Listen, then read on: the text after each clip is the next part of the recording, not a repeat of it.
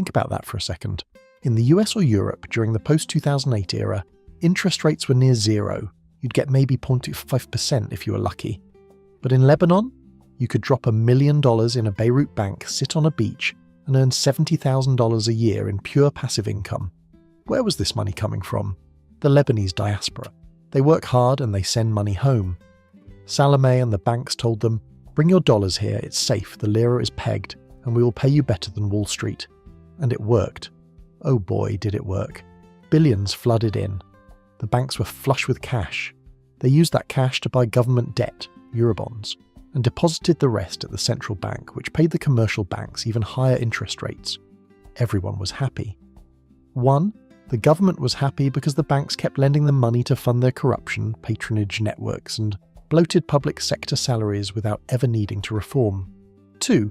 The banks were happy because they were making record profits lending to the government and the central bank. 3. The people were happy, or at least distracted, because their savings were growing, the lira was stable, and they could buy imported iPhones and German cars. 4. The international community was happy. Riyad Salameh was winning awards. Euromoney named him Central Bank Governor of the Year. He rang the bell at the New York Stock Exchange. He was the magician.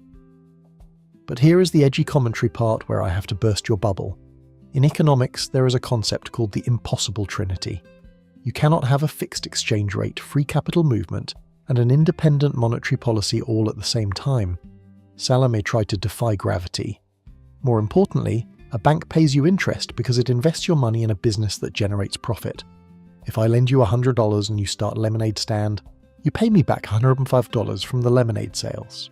But the Lebanese banks weren't investing in lemonade stands. They weren't investing in factories or tech startups or agriculture. They were lending money to the Lebanese state. And the Lebanese state, it produces nothing. It exports almost nothing. It has a massive trade deficit. It buys fuel, medicine, and food in dollars, but collects taxes in lira. It was a black hole of corruption. So, the banks were taking your dollars, giving them to the government to waste on kickbacks and ghost employees, and then paying you interest using, wait for it, the new deposits coming in from the next guy. Does that sound familiar?